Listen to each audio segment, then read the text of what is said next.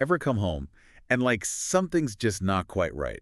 Like, you can't find your keys or, you put your glasses down somewhere, but they've vanished. Yeah, we've all had those senior Right. moments. But now imagine a whole month of those moments. But instead of misplacing your keys, bottles are, like, popping open by themselves.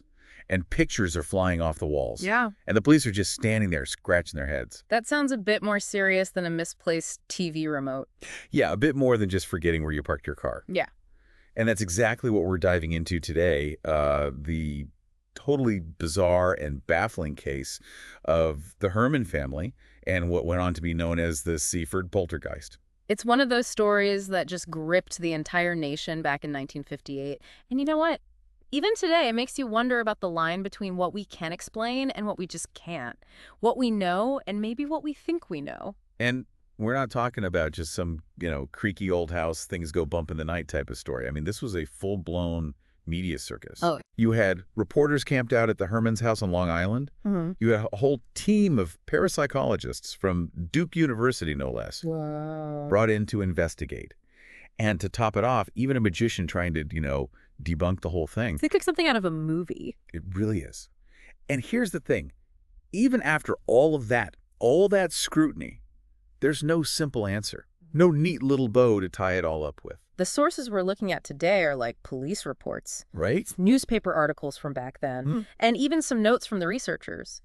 But they just paint this really, really strange picture, both intriguing and, I'd say, unsettling. Definitely unsettling. Okay, so let's set the stage here. It's February 1958. The Herman family is just, living their lives when suddenly things start to get really, really weird. And by weird, we're talking about things like bottles of perfume, like expensive perfume, just spontaneously emptying themselves. A little plastic angel ornament crashing into a statue of Davy Crockett. Oh, wow. I mean, how does that even happen? And objects just, flying across rooms as if someone threw them, but there's no one there. That detail about the perfume always gets me. Was it just like a cheap bottle with a loose cap? Right. Or are we talking about, a really nice bottle, tightly sealed? Right. Because if it's the latter, that's some serious, physics-defying stuff happening there. The reports actually described the perfume as expensive. So I'm guessing it wasn't just some, drugstore brand. And the fact that it happened more than once Right. with different bottles, well, that just adds to the whole mystery. Right. And it's not just bottles either, right? There were reports of water and perfume suddenly becoming hot, like as if someone just turned up the heat on those specific things. Mm-hmm. I mean, where's that heat coming from? It is really strange. And I think that's what makes this case so fascinating. If it was just things falling off shelves, you could blame it on an old house or a draft. Sure. But hot perfume, Yeah. that's not so easy to explain away. No, not at all. And then, as if things weren't strange enough already, enter Detective Tootsie. I mean, even the name sounds like something out of, an old-time detective show. It does. Straight out of the 1950s. Oh, yeah. Now, at first, he just thought it was all a prank.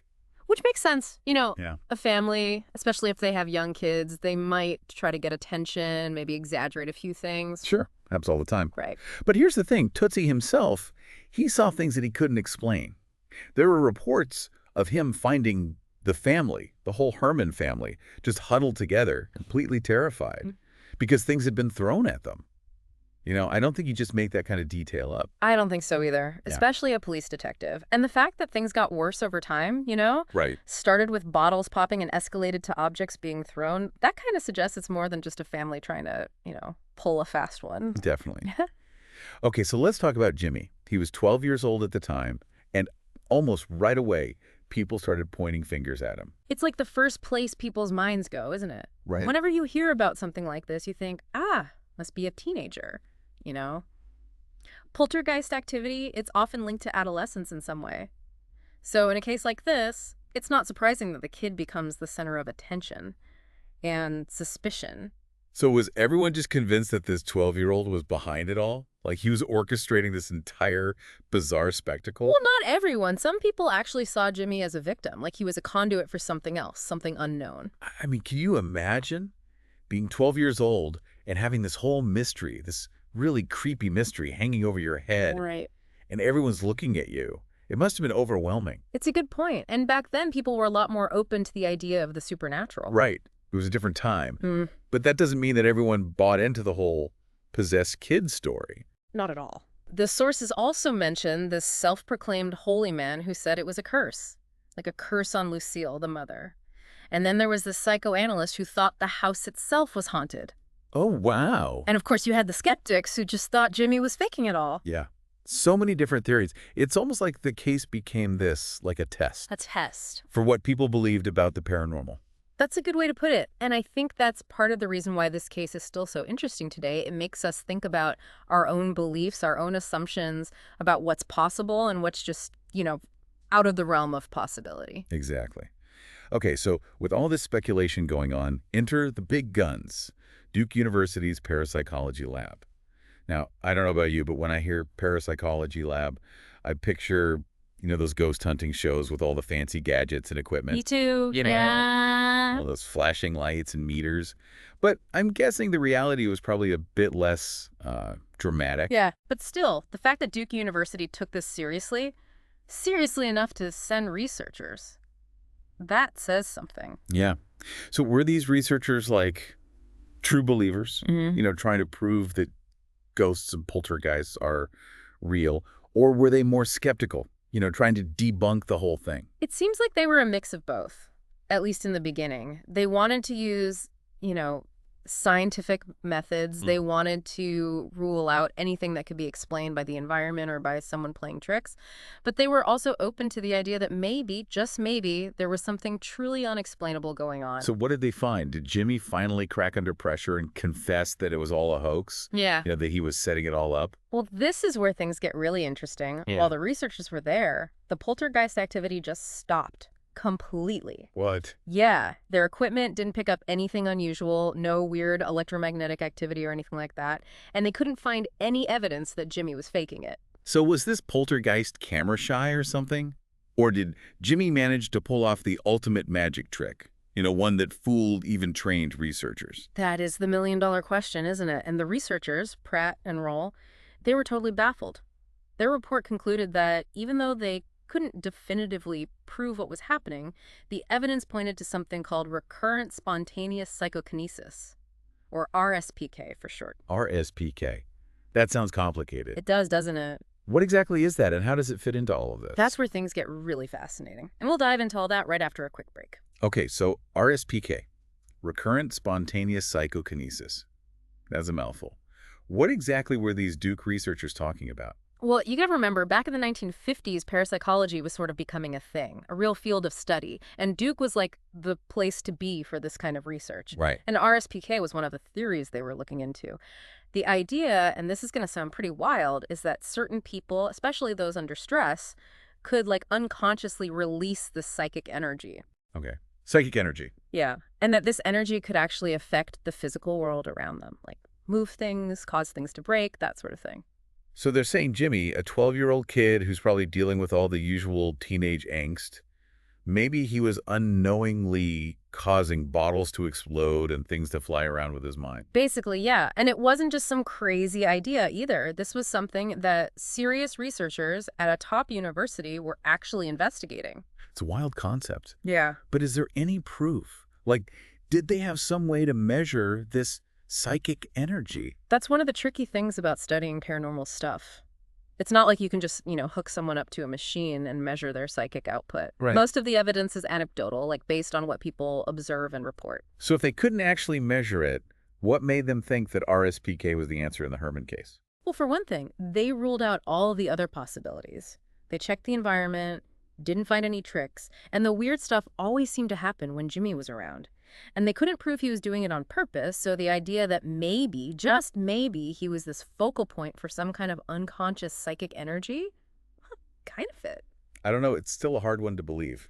Even with the whole science approach, feels like there's a lot of room for interpretation. You're right to be skeptical, and not everyone in the parapsychology world bought into the RSPK theory. Some researchers pointed out the flaws, and even Pratt and Roll, they admitted they couldn't be 100% sure. Okay. What about other theories? Did anyone else have any explanations that didn't involve a poltergeist or a psychic kid? Oh, yeah. Plenty of those. This case attracted all sorts of opinions. Remember, we mentioned the holy man and the psychoanalyst? Right. Well, there was also this woman, Helen Connolly, who called the family long distance to share her theory. She thought it was chimney gases. Chimney gases.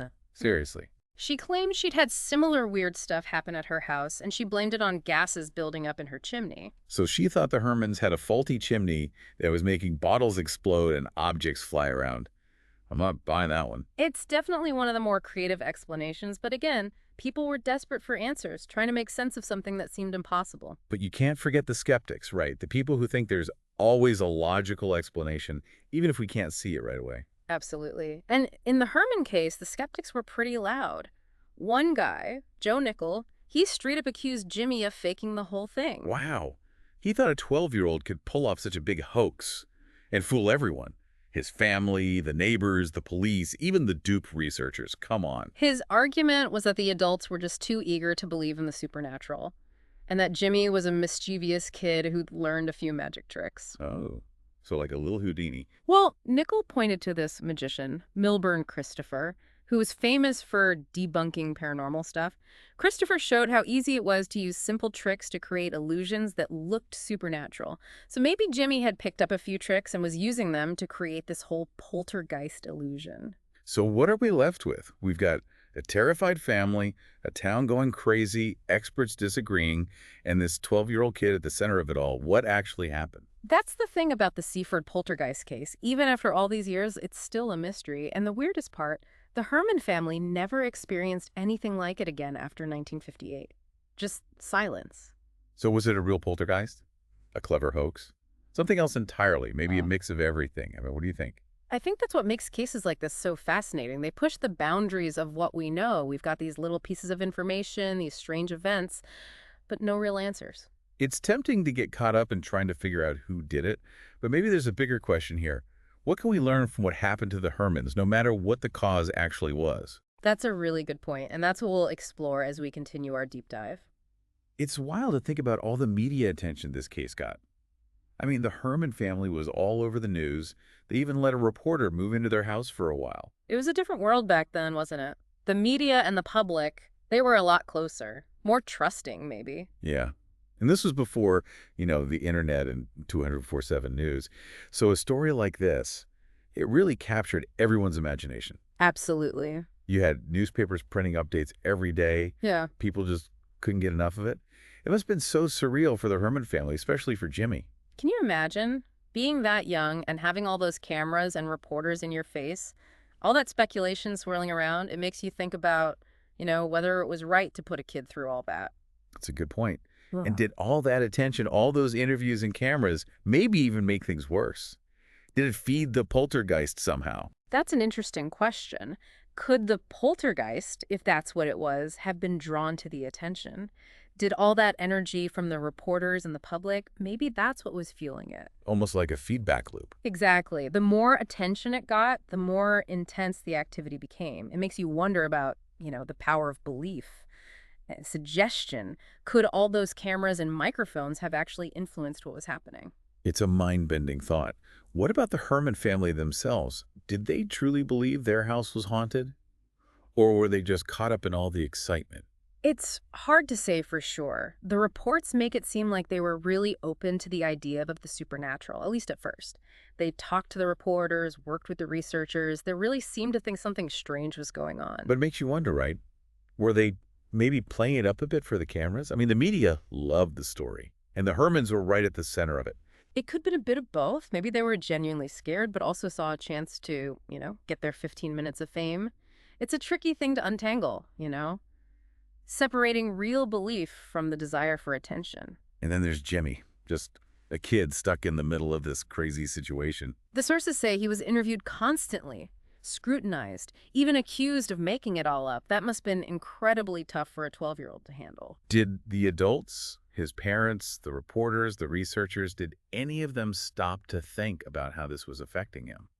Hard to say, but looking back now, it does raise some questions about how we treat children when these kinds of things happen. It's a good reminder that even when we're searching for answers or a good story, we have to protect people who are vulnerable, especially kids. Absolutely. And it's something we should all keep in mind as we continue to explore these mysteries. Sometimes the most important questions aren't just about what happened, but also about the impact of our actions, the ethics of it all. So where does all this leave us? We've looked at the theories, the evidence, the media frenzy, the ethical questions. We've talked about poltergeists, hoaxes, and everything in between. But the Seaford poltergeist case, it's still a puzzle. And maybe that's why it still fascinates us. It challenges what we think we know, makes us question what's possible, and reminds us that there are still things in this world that we just can't explain. And you know what? Maybe that's okay. Maybe not every question needs a clear-cut answer. Sometimes the journey, the searching, the wrestling with the unknown, that's just as important as finding a solution. So as you go about your day, think about the Seaford poltergeist. Think about the Herman family, what they went through, and all the different ways people tried to make sense of it. Keep asking questions. Keep exploring the mysteries out there. And remember, sometimes the most captivating stories are the ones that leave us with more questions than answers. Thanks for joining us on this deep dive into the Seaford poltergeist.